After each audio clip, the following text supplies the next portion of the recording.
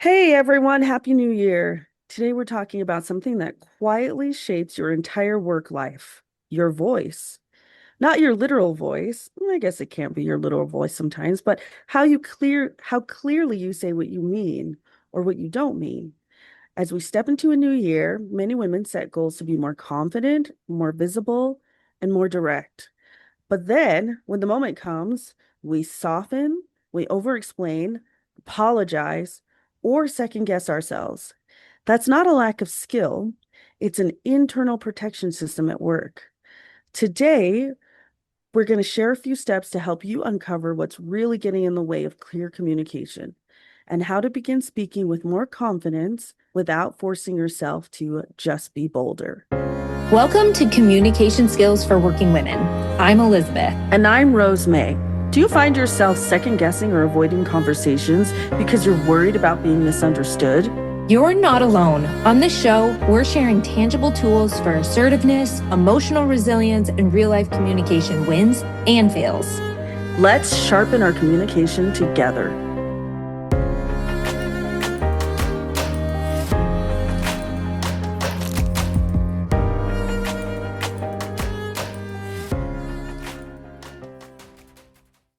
Clear communication is one of the most common goals women set at the beginning of a new year.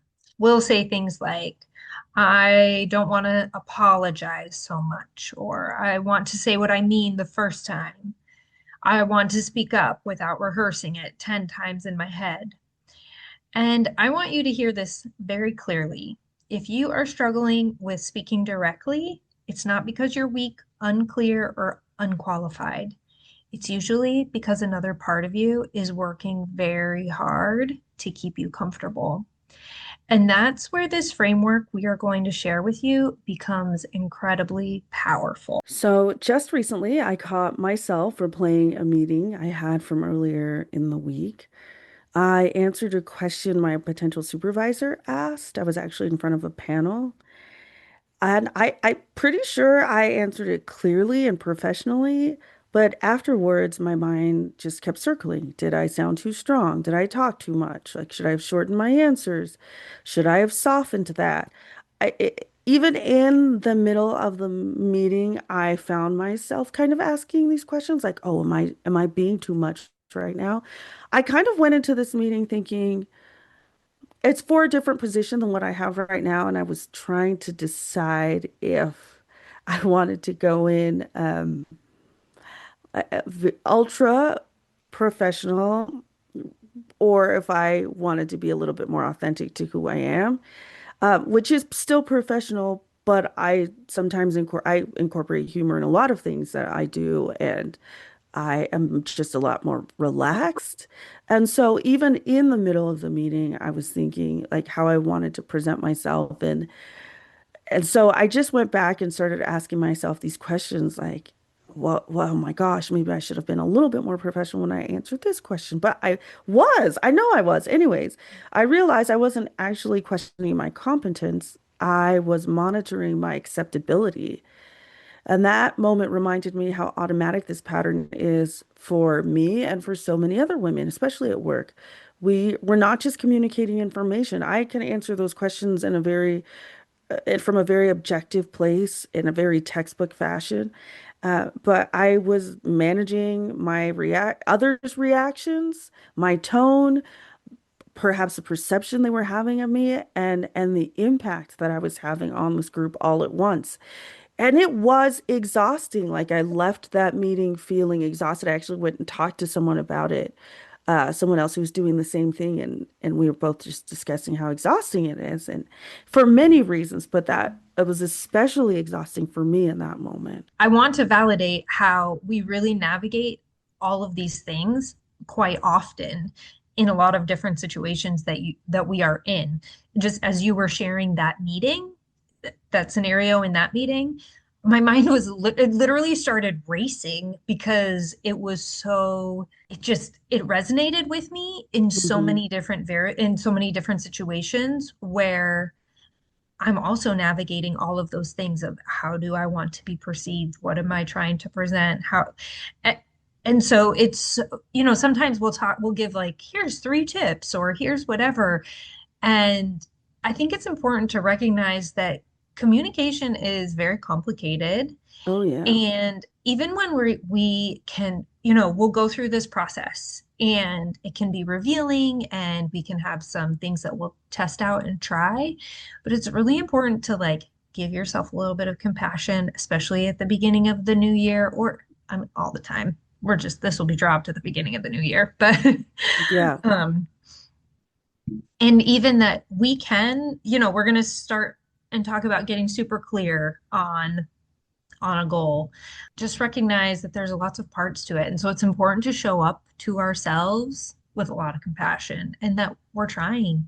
Agree. Agree. It's especially hard when you are like when you're being evaluated or this is like some sort of Oh yeah. evaluative, kind of meeting or interaction. It's Mhm. hard. It is. Yeah. It's very hard. And that happens formally and informally, Mm-hmm. depending on what the purpose of the meeting is, Yep. what I mean, you talked about looking at different things in this meeting. But there's times as parents, you show up in a meeting and you're being kind of evaluated as a parent, even though Mm-hmm. that's not the actual purpose of the meeting. Or, I mean, the Or list. meeting someone new, even just meeting someone new. I've felt that at times, right? Like, oh my gosh, now they're not going to want to call me back or you're friends with me.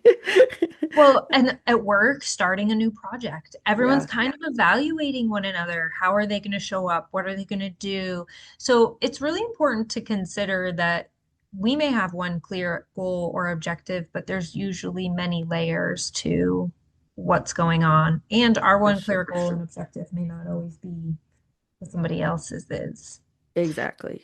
So we are going to run through this system though first, which it always starts with what is our improvement goal? What is the one thing? And so we're talking about the beginning of the year, wanting to speak clearly, wanting to speak up without over explaining, and wanting to sound confident and grounded, which those were all of your desires in that Mm-hmm. situation that you just shared with us. Yeah. So that's your improvement goal. We'll just say to speak more clearly. Just also want to say that if this was just willpower, we'd all be speaking clearly all the time. So we'd be doing Well, it already. exactly. And I say this when people come into therapy all the time. They're like, why can't I just do it? And I was like, well, if it was that easy, you would have figured it out. You wouldn't be here, Right. right? Like, it's not, human behavior is really difficult to kind Hmm. of navigate and manage. And so the second step is to notice what you're doing instead. What are the counter behaviors that are preventing you from communicating in the ways that you like? So when I'm not communicating clearly, what am I doing? Oftentimes, our patterns include apologizing unnecessary or adding disclaimers. This might be dumb. Hmm. I do this sometimes. I realize that I say quite frequently, does that make sense? Or hopefully that makes sense. And I think, like, on some level, I'm trying to make sure that I'm being clear and that the listener is following and that I am making sense. I think on another level, it is 100% like adding a disclaimer. So it serves two functions for me. And I don't think that the first is misguided or misled in any way, or harmful in any way. But I do think like the second, like the disclaimer can be problematic at times. And it also can lead into over explaining or even feeling like I might not be making sense could lead to Hmm. staying quiet when I actually have something to say or when there's another point that I would like to make, especially in this meeting about this question. There were so many different avenues and different ways that I could have explained that I thought were relevant as I answered some of these questions. And sometimes I think that I stay quiet when I have something to say. And so these are all protective strategies, right? They're not flaws. They're protective strategies. Oftentimes, depending on our family of origin or previous work experience or previous relationship experience, we find ourselves using these protective strategies to keep us from feeling hurt or embarrassed or shamed. And so they're not flaws. They're actually adaptive functioning skills that we've learned to protect ourselves from being hurt in some way. Right. And they make it so it's more comfortable for us to function and for us to show up. When you said, does that make sense? I say that often as well. And again, it's like I'm saying it that I think I'm saying it that for clarification. Like, does this make Hmm. sense? But it's also a softening. It's all the things you said. 99% of the time when the person responds, yeah, that makes sense. I'm like, that's not what I meant. Because what I actually want to hear is, can you explain back to me what I just explained to you? Mm, Because it makes sense in how they received it, but does it hmm. make sense in how I attempted to communicate it? Good And question. yeah, and so I'm like, I need to figure out, I need to just practice changing that. Does that make sense? Mm, To, yeah. can you tell me back? Or I don't even Yeah. like how that's sounding right now. I need to like work through that a little bit more. Oh, that's a good episode, actually. The next step is naming our competing commitments. So, behind those habits is often a commitment like, I'm committing to not upsetting anyone, or I'm committed to being seen as easy to work with. I'm committed to not being judged as difficult, cold, or incompetent. I'm super curious for our regular listeners who have been listening to this process for a while. I'm wondering if as we go through this, as we are doing these with different scenarios, if maybe there's something that's showing up for you all the time when we ask this, like, Mm. what's your competing commitment? Because I know when Rose and I work through, like, really are digging through one with ourselves, I feel like we have patterns of competing commitments that come up all the time. So I'm curious Oh, for sure. what just when you're listening to this even passively, that competing commitment might be right there in the back of your mind.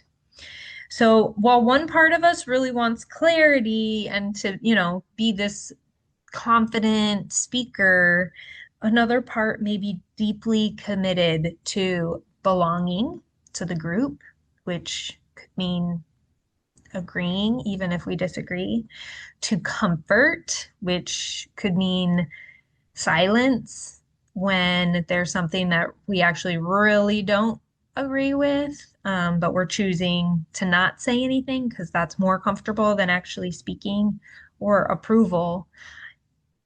And there could be possibly many other things. And both parts of this really matter. Like our competing commitments mean something to us. Otherwise, we wouldn't be so dedicated to them. And I just love how so there's a space that we've probably edited out at this point about our Elizabeth and my kind of I don't want to say like our competing commitments, but even in just the way that we are expressing competing commitments, we're talking about comfort versus safety, and how there's a part of us that wants clarity, but another part is deeply committed to comfort. Or for me, it's safety, right? I've spoken to this a couple times, but this again was an all white panel, right? And so for me, my competing commitment is always going to be safety. And I don't even know that I want to say that's a competing commitment so much as a fundamental emotional and physical need, but that is always competing with this desire to speak more authentically and to communicate more authentically with others. And so I think even being aware of that can tell us a lot, can really inform our situation and inform the way that we choose to interact or answer questions or even just respond to certain people. So naming the competing commitment and being aware of that, super, super important. And again, it's not I don't want to sound like we're presenting this from a deficit perspective, more so just an awareness perspective of what's going on around us, right? And why we do the things that we do, right? Mm. Understanding and uncovering that. So the next step in this is to uncover what the big assumption is. And we can gently ask ourselves, like, what am I assuming would happen if I spoke clearly and directly? For me, in this situation, it was, what am I assuming would happen if I spoke authentically? And some of those common assumptions are if I'm direct or if I'm authentic, people will think I'm rude. If I actually spoke to another coworker about, he was going through this process several years ago, and those on the panel, it was interesting because half of the people on the panel believed he was far too lackadaisical in his interview. And others on the panel believed that he was kind of they interpreted his behavior, or they felt like he was a breath of fresh air. So it was really, really interesting to just hear the difference in the way that he was received when he was going through the same process. But oftentimes, like, the assumptions that we hold based on either previous experience or just our own insecurities or our own interactions, can really hinder our goal, can really hinder us meeting our goal. And so others are, if I don't soften, I'll be disliked, or for me, it's misunderstood. I recognize that if I don't soften in many situations, I am misunderstood. If I take up space, I'll be punished or excluded. And these assumptions, again, they're formed long before we get to this point, and they've been running quietly in the background ever since. But it's really important to just be aware of how it shows up, not only in the workplace, but where do some of these other what are some other spaces that these big assumptions show up? And I think it can give us some real great insight into how we interact with others. Now we talk about designing a small experiment to test our assumptions. Instead of forcing change to happen, we go about testing it. That's what we suggest to do. So choose one small experiment, small communication experiment this week. State one opinion without a disclaimer. Remove one unnecessary apology. Say, I think, instead of, I might be wrong, but end a sentence with a period instead of a question mark. Don't do all of these things, but maybe just pick one, not maybe, just pick one of these things that you feel like you could test. Then take some time to notice what actually happens. How does your body respond? What challenges your old assumptions? And so this is how real change begins to happen. So your homework is to go through this process and then reflect on what's actually happened. What actually took place? What did you notice? Choose one of those experiments and stay curious, right? Not critical. And choose something, perhaps, we talk about this all the time. Choose something that's relatively low stakes. It doesn't make any sense to go in guns blazing, right? So choose something that's relatively low stakes. Choose an experiment, act on that experiment, and then reflect on the data that you observed from a place of curiosity and objectivity. Again, like Elizabeth said, what actually happened? This gives us an opportunity to operate from a place of authenticity and a place of facts as opposed to fear. If you want a little help with that, you can actually go to our episode 1. I believe it's 1, Feelings Aren't Facts.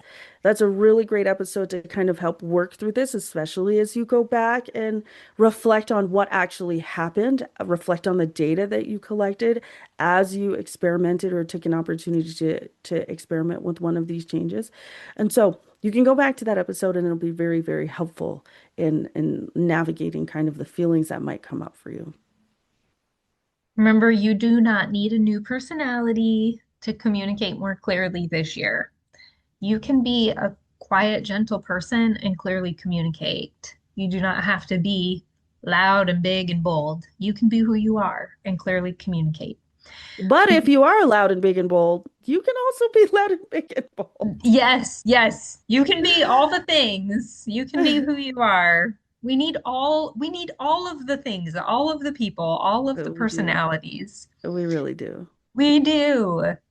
We also need compassion for the part of us that is learning to stay comfortable or safe through our silence. So we want to connect with you on Facebook at Develops Confidence in Relationships Through Effective Communication Skills. You can find us on our website at communicateconnectthrive.com or email us at communicationskillsforwomen@gmail.com. Until next time, speak clearly and listen bravely. When you feel confident in your communication, everything changes. We'd love to hear your wins, failures, and insights on Instagram at Communication Skills for Women. Leave a review and connect with us. Until next time, speak clearly and listen bravely.